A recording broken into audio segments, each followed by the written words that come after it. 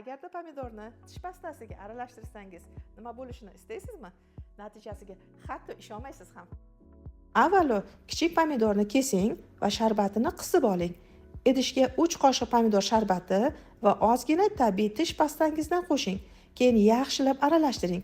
Bu oddiy aralashma tiniq va silliq teriga ega bo'lish uchun eng sirli usullardan biri hisoblanadi. U dog'lar, qora nuqtalar, ajinlar va boshqa muammolarga super yechim bo'ladi. Teringizda tabiiy nur bag'ishlaydi. Xo'sh, qanday qo'llash kerakligini qiziqyapsizmi? Aralashmani yuzingizga surting, 5-10 daqiqa ushlab turing va odatdagidek yuvib tashlang.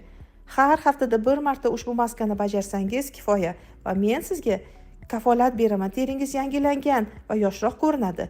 Yana kuchli retseptlar kerak bo'lsa, hoziroq bizning sahifamizga obuna bo'ling. Agarda yuzingiz o'ta ta'sirchan bo'lsa, hoziroq quyidagi raqamlarga murojaat qiling.